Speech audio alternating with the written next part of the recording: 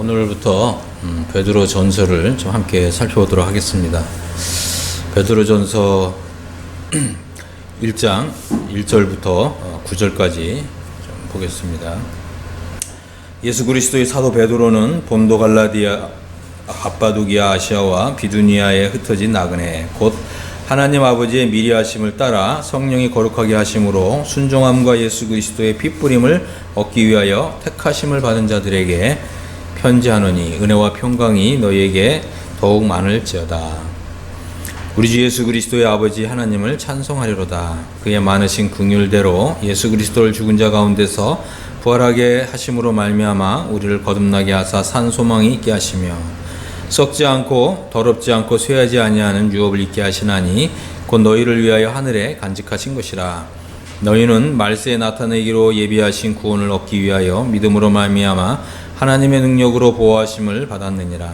그러므로 너희가 이제 여러 가지 시험으로 말미암아 잠깐 근심하게 되지 않을 수 없으나 오히려 크게 기뻐하는도다. 너희 믿음의 확실함은 불러 연단하여도 없어질 금보다 더 귀하여 예수 그리스도께서 나타나실 때에 칭찬과 영광과 존귀를 얻게 할 것이니라. 예수를 너희가 보지 못하였으나 사랑하는도다. 이제도 보지 못하나 믿고 말할 수 없는 영광스러운 즐거움으로 기뻐하니 믿음의 결국 곧 영혼의 구원을 받음이라. 우리는 이제 베드로 전서를 통해서 거듭남의 진리가 무엇인지 좀 자세하게 좀 살펴볼 것입니다. 특별히 이제 하나님의 나라의 관점에서 이제 거듭남의 의미가 어디에 있는지 자세하게 좀 살펴보도록 하겠습니다. 우선 이제 베드로 전서 이제 1장 1절 2절을 보면 이 베드로 전서의 수신자가 누구인가 잘 나타나 있습니다. 이 베드로 전서의 수신자는 본도 갈라디아, 갑바도기아, 아시아와 비두니아에 흩어진 나그네. 흩어진 나그네 이제 이 말이 디아스포라라고 하는 이런 말인데, 이 디아스포라라고 하는 것은 이제 여러 지역에 흩어져 있는 이러한 사람들, 특별히 유대인들을 대상으로 베드로 전서를 쓰고 있다고 하는 것입니다. 이제 왜 그렇습니까? 이 사도 베드로는 이제 유대인들의 사도였습니다.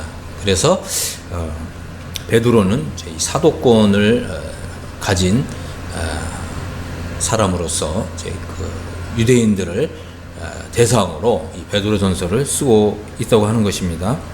그런데 여기 보면 이제 2절에 보면 곧 이렇게 되어 있죠. 하나님 아버지의 미리 하심을 따라 성령이 거룩하게 하심으로 순종함과 예수 그리스도의 핏부림을 얻기 위하여 택하심을 받은 자들에게. 그렇습니다. 이제 여기 이 구절을 잘 보면 사도 베드로는 거듭난 유대인들에게 이제 이 서신을 쓰고 있는 것을 이제 보게 됩니다.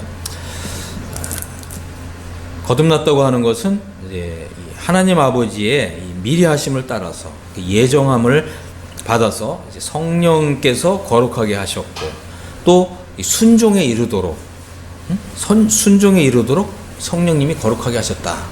이제 이렇게 말씀하고 있는 것을 보게 되죠. 이것을 이제 이 위치적인 신분적인 성화라고 부릅니다. 그래서 이 하나님의 이런 이 선택을 받아서 거듭난 사람들은 이 성화된 사람이라고 하는 거예요. 성화라고 하는 것은 이제 성별되었다라고 하는 것입니다. 성별되었다고 하는 것은 이제 하나님께 순종하도록 신분적으로 위치적으로 성화되었다라고 하는 뜻입니다. 이 말을 이제 다시 이제 풀어서 설명을 한다면 거듭난 사람들은 하나님께서 어떤 목적을 가지고 거듭나게 하셨는데 그 목적이 무엇이냐면 하나님께 순종하는 삶을 살도록 하나님께서 따로 성별하셨다고 하는 것입니다. 거룩하게 구별하셨다고 하는 뜻입니다. 그렇다면 이제 거듭난 사람들은 이제 무엇을 위해 살아야 되냐면 어떤 자기의 어떤 욕심이나 아니면 자신의 어떤 야망이나 아니면 자신의 어떤 계획을 따라서 사는 것이 아니라 오로지 하나님의 뜻에 순종하도록 그 목적을 위해서 성별된 사람이라고 하는 뜻입니다. 우리가 이런 하나님의 목적, 우리를 성화시킨, 우리를 성별시킨, 또 우리를 거듭나게 하신 이러한 분명한 하나님의 뜻을 생각해 봐야 되는 것입니다. 예수 그리스도의 핏부림을 얻기 위하여 택하심을 받았다. 이제 이렇게 표현하고 있습니다. 사도 베드로는 이 거듭나는 이제 이 놀라운 역사를 이제 어떻게 좀 설명하고 있는지 좀 살펴보도록 하겠습니다. 23절부터 보면 이제 사도 베드로가 이렇게 얘기했습니다. 너희가 거듭난 것은 썩어질 씨로 된 것이 아니요 썩지 아니할 씨로 된 것이니 살아있고 항상 있는 하나님의 말씀으로 되었다. 이렇게 이제 표현하고 있는 걸 이제 보게 됩니다. 이 거듭나는 것은 이제 하나님의 말씀의 역사이고 또 살아있는 말씀의 역사라고 하는 것입니다. 우리 주님은 이제 요한복음 3장에서 거듭남의 진리를 누구에게 설명하셨습니까? 사실 니고데모에게 설명하셨어요. 니고데모는 유대인이었잖아요. 그죠? 그러니까 사실은 이제 이 거듭남의 진리는 유대인들을 위한 진리였다고 하는 사실을 우리가 염두에 둘 필요가 있습니다. 이 거듭남의 진리를 우리 주님은 유대인들에게 설명하셨어요. 그리고 오히려 이제 요한복음 4장에 보면 이제 사마리아 여자가 나오잖아요. 사마리아 여자에게는 이 거듭남의 진리를 설명하신 것이 아니라 우리 주님이 주시는 선물, 그리고 그 속에서 영생하도록 솟아나는 샘물에 대해서 설명하신 것을 보게 됩니다. 제가 이제 조금 더 좀 깊이 있게 설명을 좀 드릴 것인데, 이 거듭남이라고 하는 것은 유대인들을 대상으로 해서 우리 주님이 설명하셨다고 하는 것입니다. 여기에는 이제 중요한 의미가 있습니다. 왜냐하면 이 육신적인 유대인들은 자신들이 하나님 나라의 상속자라고 생각을 했습니다. 그래서 자신들이 메시아가 오시면 하나님 나라에 들어갈 줄로 생각을 했습니다. 하지만 우리 주님은 이러한 유대인들에게 육신에 속한 유대인들은 결코 하나님 나라를 들어가지 못한다. 거듭나야 된다. 거듭난 유대인들만 하나님 나라에 들어갈 수 있다. 이렇게 말씀하신 것입니다. 그리고 이 거듭남의 역사는 바로 하나님의 말씀의 역사이고 이 성령의 역사라고 하는 것을 분명하게 보여주고 계시는 것이죠. 그래서 육으로 난 것은 육이요 영으로 난 것은 영이니 이렇게 말씀하셨습니다. 그래서 육신으로 난, 육체로 난 유대인들은 하나님 나라를 들어갈 수 없다. 오로지 성령으로 거듭난 사람들만 하나님 나라에 들어갈 수 있다. 이렇게 말씀하신 것입니다. 그래서 이 베드로 전서를 쓰면서 이미 이 거듭난 유대인들을 대상으로 해서 이 서신을 쓰고 있다는 사실을 우리가 염두에 둬야 됩니다. 왜 그렇습니까? 왜 그러냐면 많은 사람들이 거듭남을 체험하고서 이 거듭남이라고 하는 그 사실에만 안주하기 쉽기 때문에 그렇습니다. 많은 사람들이 이 거듭남이라고 하는 난 이제 거듭났다, 이제 이런 사실에만 안주하고 거기에서 하나님 목적이 있는데 그 하나님의 목적에 도달하는데 실패하고 있기 때문에 그렇습니다. 거듭남이라고 하는 진리는 영적 출생의 진리죠. 영적 출생의 진리라고 하는 것은 우리가 한번 생각해 보시기 바랍니다. 우리가 이 세상에 한번 출생했잖아요. 근데 태어난 것으로 우리가 이 출생한 그 목적을 다 완성하는 것인가요? 그렇지 않습니다. 출생한 사람은 성장을 해야 되고 성숙을 해야 되고 우리가 새로 태어난 이런 더 큰 목적을 바라보아야 하는 것입니다. 그러면 이제 유대인들은 왜 거듭나야만 했느냐? 이 사실에 대해서 우리가 한번 생각해 보아야 될 필요가 있습니다. 거듭난다고 하는 것은 어떤 사람들이 이제 이 거듭난다고 하는 것을 그죠? 본 어게인 이렇게 말씀하고 있는데 본 어게인이라고 하는 것은 다시 태어나야 된다고 하는 뜻이죠. 그리고 이것은 이제 원어적으로 살펴봤을 때 이 사도행전에 보면 근원부터 살핀 나도 이렇게 표현했잖아요. 근원부터. 바로 이제 이 거듭난다고 했을 때 이 단어가 근원부터 다시 태어난다고 하는 의미예요. 이것은 아주 중대한 의미가 있습니다. 유대인들은 자신들이 하나님 나라의 상속자로서 자동으로 하나님 나라에 들어간다고 생각했습니다. 하지만 우리 주님이 오셔서 하신 말씀은 근원부터 다시 태어나야 된다. 그래서 이 표면적 유대인이 유대인이 아니고 이면적 유대인이 유대인이다. 이렇게 말씀하신 거예요. 영적으로 다시 태어나야 되고 근원부터 다시 태어나야 된다고 하는 것입니다. 그것도 종종 어떤 사람들은 이 거듭나는 것을 위로부터 태어난다 그러는데, 사실 거듭나는 거에는 위로부터 태어난다는 의미가 전혀 없습니다. 이 거듭난다고 하는 의미는 이 근원부터 새롭게 다시 태어나야 된다, 이제 이런 의미가 있습니다. 그러면 왜 이스라엘은 근원부터 다시 태어나야만 했느냐? 바로 이것은 우리 하나님께서 이스라엘을 향해서 너희는 더 이상 나의 백성이 아니다고 선언하셨기 때문에 그렇습니다. 이제 호세아서를 한번 보겠습니다. 호세아서 1장을 한번 좀 살펴보겠습니다. 호세아서는 이제 다니엘서 다음에 있죠. 호세아서 1장 9절에 보면 하나님께서 이스라엘 백성들을 하나님의 은혜로 구속하셔서 하나님 백성으로 삼으셨습니다. 그런데 이스라엘 백성들이 하나님 말씀을 순종하지 않은 거예요. 하나님 말씀을 들으려고도 하지 않았고 또 순종하려고 하지 않았습니다. 그래서 이스라엘 백성들은 하나님의 말씀을 청종하지 않았다는 거예요. 그래서 하나님께서는 이스라엘 백성들로 하여금 포로로 바벨론으로 또 아시리아로 포로로 사로잡혀 가게 하시면서 하나님 뭐라고 선언하셨냐면, 너희는 더 이상 나의 백성이 아니다. 너희는 이제 로아입니다. 이제 이렇게 선언하신 거예요. 그래서 호세아서 1장 9절을 보면 너희는 내 백성이 아니요 나는 너희 하나님이 되지 아니할 것이다, 이렇게 선언하신 거예요. 바로 여기에 아주 중차대한 의미가 있습니다. 이스라엘 백성들은 이제 더 이상 하나님의 백성이 아닌 그러한 시기를, 그러한 시대를 맞이하게 된 것입니다. 하나님께서는 이스라엘 백성들을 내어 버리셨습니다. 그러나 이제 하나님께서는 이스라엘 백성들을 다시 하나님의 백성으로 삼으실 그때가 있을 것임을 예언하셨어요. 예언적으로 말씀을 하셨습니다. 10절을 보면, 그러나 이스라엘 자손의 수가 바다의 모래같이 되어서 헤아릴 수도 없고 셀 수도 없을 것이며, 전에 그들에게 이르기를 너희는 내 백성이 아니라 한 그곳에서 그들에게 이르기를 너희는 살아계신 하나님의 아들이라 할 것이라. 하나님께서 다시금 이스라엘 백성을 하나님의 백성으로 삼으실 날이 도래하게 될 것임을 미리 예언적으로 말씀하셨다고 하는 것입니다. 이제 그 에스겔서를 한번 좀 살펴보겠습니다. 에스겔서 36장인데요. 에스겔서는 이제 다니엘서 앞에 있죠. 에스겔서 36장을 보면 하나님께서 이스라엘 백성들을 온 세상에 이렇게 흩으셨습니다. 그리고 하나님께서는 이제 이스라엘 백성들을 다시금 이스라엘 백성들의 땅으로, 고토라 그러죠. 옛날 땅이라고 하는 거예요. 옛날 땅. 하나님이 옛날에 주신 땅으로 다시 돌아오게 하시는 이런 계획을 세우셨습니다.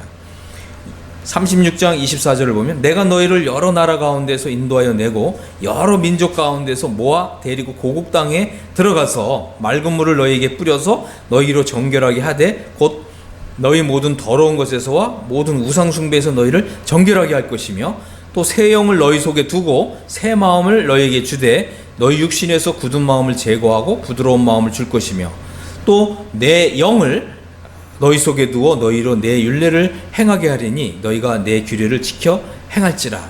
28절 보겠습니다. 내가 너희 조상들에게 준 땅에서 너희가 거주하면서 내 백성이 되고 나는 너희 하나님이 되리라.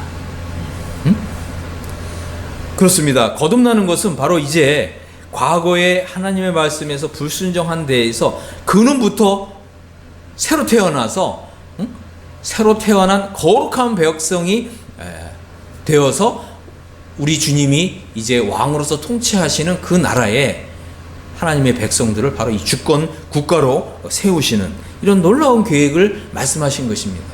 그리고 이스라엘 백성들로 하여금 이렇게 근원부터 새로 태어나게 하셔서 하나님의 거룩한 백성으로 삼으시는 것입니다. 그리고 이제 하나님의 나라에서 이방 나라들을 다스리는 바로 이 제사장 나라로 세우시는, 이것이 바로 하나님의 정말 이 전 세계에 대한 하나님의 이 경영 방식이었고, 또 하나님께서 장차 이루실 이러한 목적이었던 것입니다.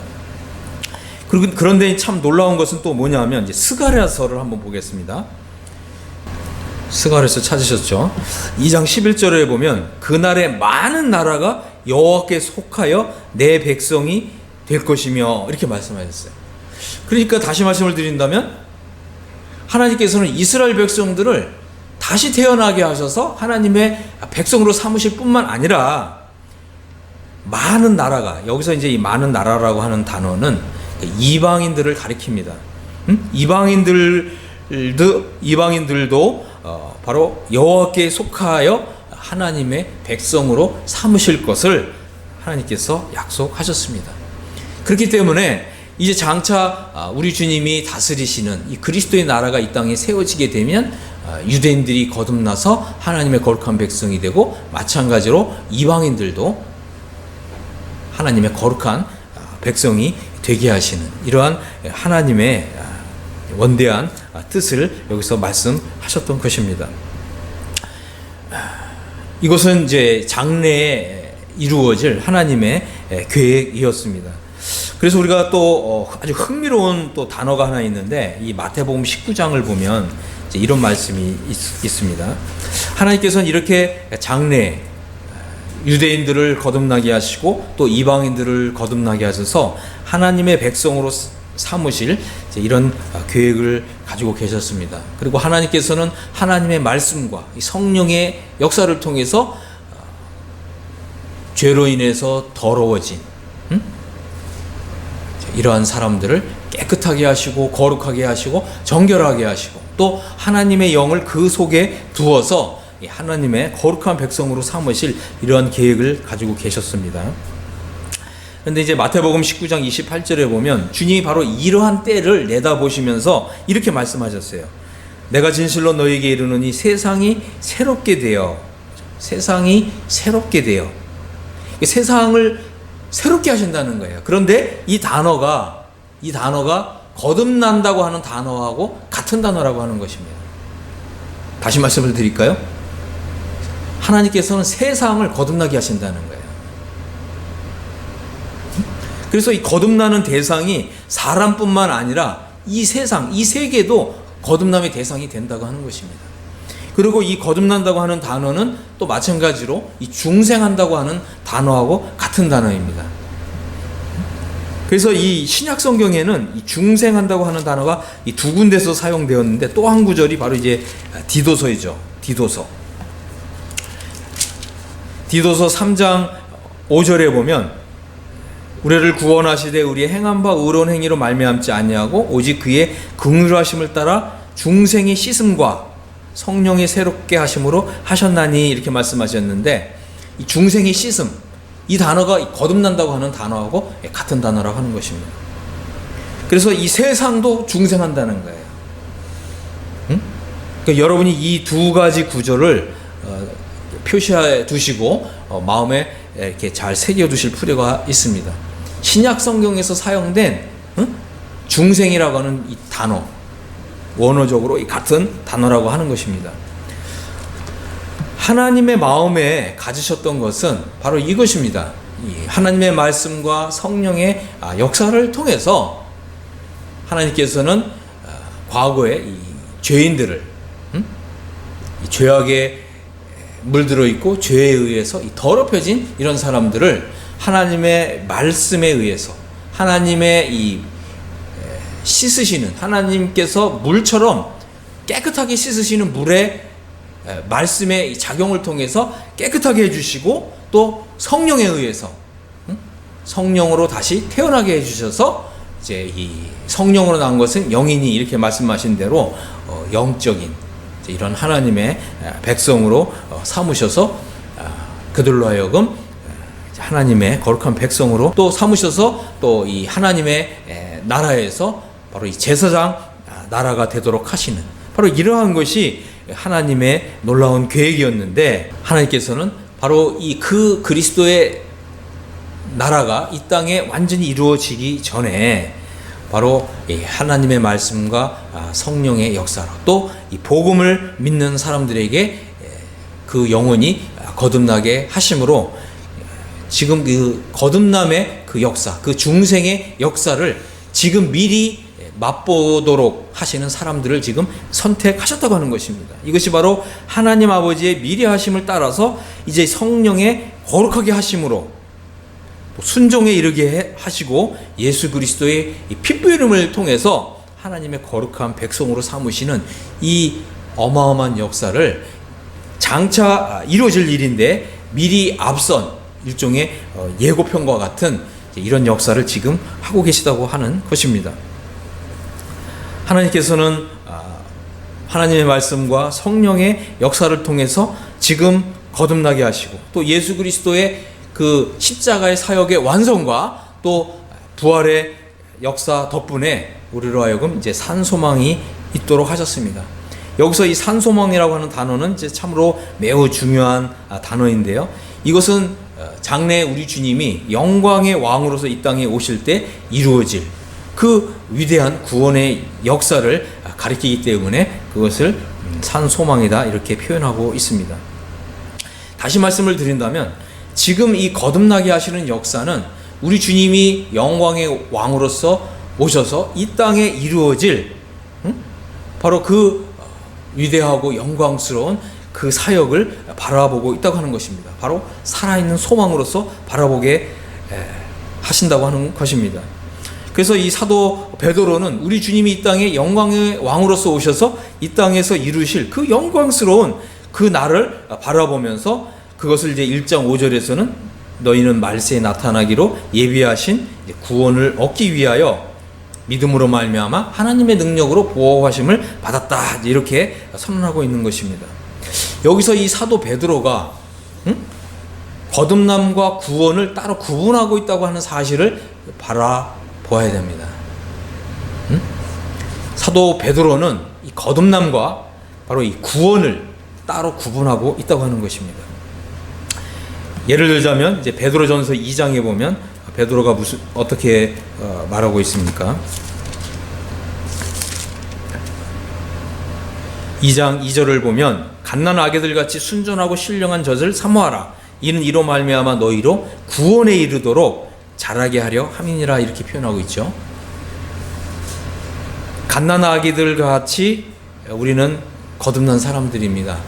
하지만 우리가 이제는 순전하고 신령한 하나님의 말씀의 젖을 사모해야 되는데 왜냐하면 바로 구원에 이르기 위해서 하나님의 말씀을 사모해야 된다고 하는 것입니다. 하나님의 말씀을 통해서 우리는 영적으로 성장하고 성숙하는 것입니다. 그리고 바로 이 거듭남과 이 구원 그 사이에 이 베드로는 바로 제자도를 두었다고 하는 사실을 염두에 두어야 합니다. 그것은 왜 그렇습니까? 거듭난 사람은 바로 이 제자의 삶, 이 제자의 삶을 통해서 이 제자의 삶이라고 하는 것은 우리가 하나님의 말씀에 순종하고 하나님의 말씀에 청종하고 예수 그리스도의 삶을 재현해내고 또 하나님의 말씀에 온전히 복종하고 순종하는 삶을 가리키는 거잖아요. 바로 이 제자도를 통해서 우리는 영광스러운 구원에 참여할 수 있다고 하는 것입니다. 그래서 이 베드로 후서에서 사도 베드로는 무슨 얘기를 하고 있습니까? 우리가 이제 거듭났다면 우리가 더욱 힘쓰라 이렇게 표현하고 있지 않습니까? 베드로후서 1장 5절에 보면 너희가 더욱 힘써서 너희 믿음의 덕의 지식의 절제를, 전제의 인내를, 인내의 경건을, 경건의 형제 우애를, 형제 우애의 사랑을 더하라. 바로 이것을 이제 포괄적으로 이 제자도라고 부르는 거죠. 바로 이러한 것을 포괄적으로 제자의 삶이라고 부르는 것입니다. 다시 말씀을 드린다면 거듭난 사람이 이 제자의 삶이 없다면 영광스러운 구원을 놓친다고 하는 것입니다. 바로 이것이 이 성경을 제대로 읽어낸 결과라고 하는 것입니다. 얼마나 많은 사람들이 이 하나님의 말씀을 제대로 읽어내지 못하는지 우리가 이런 사실을 염두에 두어야 합니다. 우리가 하나님 말씀을 제대로 읽어내게 되면 우리는 여기서 어마어마한 사실을 발견하게 되는 거죠. 그것이 뭐라고요? 바로 거듭남과 또 이 구원 사이에 베드로가 제자도를 두고 있다고 하는 것입니다. 이 제자도가 없다면 영광스러운 구원을 놓친다고 하는 것입니다. 거듭난 사람은 하나님 나라에 들어가긴 하지만 하나님 나라에, 우리 구주 예수 그리스도의 영원한 나라에 넉넉히 들어가는 이러한 구원을 놓칠 수가 있다고 하는 것입니다. 이것이 바로 하나님께서 사도 베드로를 통해서 계시하신 거듭남과 이 구원의 도인 것입니다. 그래서 거듭난 사람은 이제 말세에 나타나기로 예비하신 이 하나님의 구원을 바라보도록 사도 베드로가 계속해서 권하고 있는 것을 보게 됩니다. 거듭난 사람은 이제 믿음으로 말미암아서 하나님의 능력으로 보호하심을 받은 사람입니다. 거듭난 사람은 하나님의 자녀입니다. 거듭난 사람은 하나님의 백성입니다. 거듭난 사람들은 이제 하나님 나라의 하나님의 이 거룩한 나라를 이루고 있습니다. 그렇기 때문에 거듭난 사람들은 이제 제자의 삶을 살아야 합니다. 제자의 삶을 실천해야 되고 제자의 삶으로 순종하는 삶을 살아야 하는 것입니다. 그럴 때 이제 7절에 베드로전서 다시 돌아와서 1장 7절에 보면 너희 믿음의 확실함은 불로 연단하여도 없어질 금보다 더 귀하여 예수 그리스도께서 나타나실 때. 그렇습니다. 이 거듭난 사람들은 이제 예수 그리스도께서 다시 오셔서 이 땅에 하나님 나라를 세우시는 바로 영광의 왕으로 오셔서 우리 주님이 이 통치하실 그 우리 구주 예수 그리스도의 영원한 나라를 바라보아야 되고 바로 예수 그리스도의 그 영원한 나라를 우리 신앙의 표대로 삼아야 하는 것입니다. 그리고 바로 예수 그리스도께서 나타나실 그때에 칭찬과 영광과 존귀를 얻도록 우리가 최선을 다해야 되고 힘을 다해서 수고해야 하는 것입니다. 많은 사람들이 하나님 말씀을 잘못 알고 있어요. 그것이 무엇이냐면 우리가 이 구원받기 위해서 아무런 행위가 필요 없다. 이제 이렇게 많은 사람들이 그렇게 굳게 믿고 있습니다. 그것은 옳습니다. 하지만 구원받은 이후에도 여전히 행위가 필요 없다. 이렇게 말하는 사람들이 많이 있습니다. 이것은 잘못된 믿음이고 이것은 복음에 대한 오해입니다. 우리가 정말 거듭난 사람이라면, 우리가 정말 하나님의 자녀가 되었다면 이제 우리는 더욱 힘써야 합니다. 우리가 더욱 힘써서 제자의 삶을 살아야 하는 것입니다. 그럴 때 베드로는 뭐라고 표현하고 있냐면 9절에 믿음의 결국은 곧 영원의 구원을 받음이다. 이렇게 표현하고 있습니다.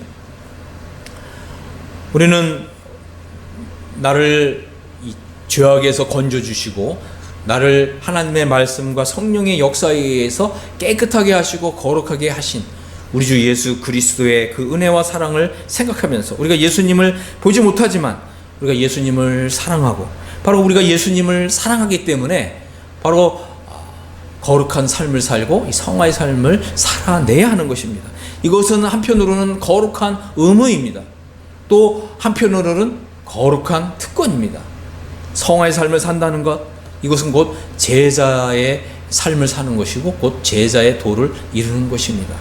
저는 여러분들이 정말 하나님의 말씀과 성령의 역사로 거듭났다면 이제부터 제자의 삶을 살기로 여러분 마음을 굳게 다짐하시고 또 이 성화의 삶을 향해서 부단하게 노력하시고 바로 말세에 나타나기로 예비하신 이 영광스러운 구원을 얻기 위해서 부단하니 달려갈 수 있게 되기를 간절히 바랍니다. 이 거듭남이라고 하는 것은 이제 우선적으로는 그 이스라엘 백성들에게 주어진 은혜였습니다. 그렇기 때문에 우리가 이제 이 사도행전을 읽어보면 그 12사도들이 우선적으로 유대인들을 대상으로 해서 복음을 전했던 것을 보게 됩니다. 그리고 사도행전 1장에서도 보면 우리 주님이 부활하신 이후에 이들의 관심은 여전히 이스라엘에게 나라를 회복하심이 바로 이때입니까?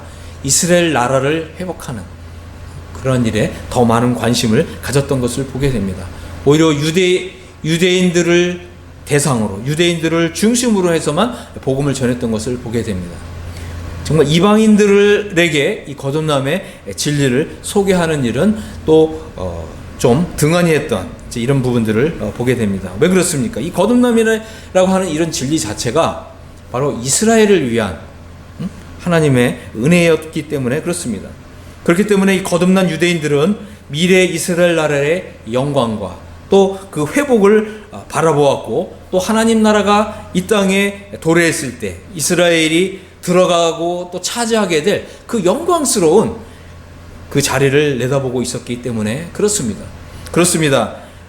이제 거듭난 이스라엘 사람들은 바로 이 우리 주 예수 그리스도의 나라에서 바로 제사장 나라가 될 것입니다. 그리고 바로 이방 민족들을 다스리고 통치하는 왕 같은 제사장의 이러한 영광의 자리를 누리게 될 것입니다. 이것이 바로 이 땅에 세워질 바로 그리스도의 나라에 대한 하나님의 목적이었습니다. 하지만 과연 하나님께서는 그럼 이방인들에 대한 계획은 없었을까요? 있었습니다. 바로 이 유대인들로 이루어져 있던 바로 주로 유대인들로 이루어졌던 바로 예루살렘 교회, 또 하나님께서는 또 이방인들도 믿도록 은혜를 베풀어 주셨습니다. 그리고 또 하나님께서는 사도 베드로로 하여금 이방인인 고넬료의 집에 가서 이방인들에게도 복음을 전하도록 계속해서 역사하셨던 것을 보게 됩니다. 하지만 하나님께서는 바로 유대인들이면서 또 12사도들 그룹들이 아니라 이제 장래 사도 바울을 일으키셔서 사도 바울을 통해서 이방인들에게 더 큰 은혜를 주시는 이러한 어마어마한 계획을 갖고 계셨던 것을 여러분 잘 아실 것입니다. 그래서 이제 우리가 이 베드로 전서를 하나하나 공부해 가는 이런 과정에서 하나님께서 우리 이방인들에게 거듭남뿐만 아니라 그 거듭남의 그 은혜와 거듭남의 진리 위에 더하여서 우리에게 더 큰, 더 영광스러운 구원으로 인도하시는 정말 이러한 하나님의 은혜에 대해서 앞으로 살펴보도록 하겠습니다. 오늘 여러분들에게 드리고자 하는 말씀의 핵심은 이것입니다. 여러분들이 거듭났다면 거듭남으로 멈춰서는 안 된다고 하는 것입니다. 거듭남 이후에 바로 제자의 삶을 살고 또 성화의 삶을 살고 또 우리가 믿음으로 하나님 말씀에 계속해서 복종하며 순종하는 삶을 살고 또 우리가 이 복음을 전하는 일에 우리의 삶과 또 우리의 생애를 바치고 계속해서 예수 그리스도의 그 본을 쫓아서 살아가게 될 때 우리 앞에는 우리 구주 예수 그리스도의 영광스러운 나라에 좀 넉넉히 들어가는 정말 이러한 더 큰, 더 영광스러운 구원이 기다리고 있다고 하는 사실을 우리가 우리 삶의 목표로 삼아야 된다고 하는 것입니다. 그래서 그럴 때 우리가 예수 그리스도께서 나타나실 때 칭찬과 영광과 존귀를 얻게 될 것입니다. 여기서 이 중요한 관건은 무엇이냐면 우리가 이 제자의 삶을 살아야 되는 분명한 이유가 무엇이냐면 우리가 예수님을 사랑하기 때문에 그렇습니다. 우리가 하나님을 먼저 사랑한 것이 아니라 하나님이 우리를 먼저 사랑하셨기 때문에 우리가 그 사랑, 하나님의 그 사랑을 입었기 때문에 그 사랑을 입은 자로서 그 사랑에 우리가 이 보답하기 위해서 우리도 하나님을 사랑하는 것이죠. 그래서 우리가 이 하나님을 사랑하기 때문에 제자의 삶을 사는 것이고 또 우리가 하나님을 사랑하기 때문에 또 성화의 삶을 사는 것입니다. 그래서 이 사도 베드로는 우리가 이제 거듭난 백성으로서 모든 행실에 거룩한 자가 되라 이렇게 말씀하신 거예요. 여러분 한번 여러분의 삶을 잘 돌아보시기를 바랍니다. 하나님이 요구하시는 것은 무엇입니까? 모든 행실에 거룩한 자가 되라. 이것이 하나님의 말씀입니다. 15절 한번 보겠습니다. 15절. 오직 너희를 부르신 거룩한 이처럼 너희도 모든 행실에 거룩한 자가 되라. 기록되었을 때 내가 거룩하니 너희도 거룩할지어다 하셨느니라. 그렇습니다. 바로 이것이 성화의 삶이고 바로 이것이 제자도의 삶입니다. 과연 내가 하는 말이, 내가 하는 행동이 과연 하나님이 인정해 주실 만큼 거룩한가? 이것을 생각하라고 하는 것입니다. 여러분이 거듭났음을 자랑하지만 모든 행실에 거룩한 자가 정말 되기로 마음에 작정하시고 또 모든 행실에 거룩한 자가 되도록 그 성화의 삶을 살아내는 노력과 애씀이 없다면 하나님께서는 여러분을 버리실 것입니다. 왜 그렇습니까? 우리 하나님은 거룩하신 하나님이시기 때문에 이 거룩한 역사가 나를 중심으로 해서 계속해서 퍼져나가야 하기 때문에 그렇습니다. 이 세상은 얼마나 죄로 인해 물들어 있고 죄로 오염되어 있고 얼마나 그 말과 행실에 있어서 얼마나 더럽고 오염되어 있는지 모릅니다. 그렇기 때문에 하나님께서는 이 거룩의 역사, 이 거룩한 행진을 나를 통해서 퍼져나가기를 원하시는 거죠. 바로 이 생명의 향기로 천국의 향취를 뿜어내는 사람들로 우리를 사용하기를 원하시는 거죠. 하지만 우리가 거듭났음에도 불구하고 여전히 모든 행실에 거룩한 자가 되고자 하는 이런 이 거룩한 목표를 가지고 살지 않는다면 하나님께서는 이 거룩한 역사에서 나를 배제시켜 버리시는 거예요. 나를 포기하신다고 하는 것입니다. 이것이 바로 이 제자도의 어미성이고 바로 제자도의 엄격성이고 또 이것이 제자도의 위대성인 것입니다. 하나님께서 우리를 모든 행실에 거룩한 자가 되라 이렇게 말씀하시는 이유는 바로 말세에 나타나기로 예비하신 바로 예수 그리스도의 그 영광스러운 구원에 참여하도록 하시기 위한 하나님의 은혜이고 사랑인 것입니다. 저는 이제 여러분들이 거듭나신 분이라고 하는 것을 확실하게 믿기 때문에 이제 여러분들에게 모든 행실에 거룩한 자가 정말 되기를 여러분의 삶의 목표로 삼으시고 제자도의 삶을 사시고 제자의 삶을 실천하시고 성화의 삶을 사심으로써 우리 주 구주 예수 그리스도의 그 영원한 나라에 정말 넉넉히 들어가시고 또 영광과 칭찬과 존귀를 받으시면서 들어가게 되시기를 예수 그리스도의 이름으로 축복합니다. 아멘.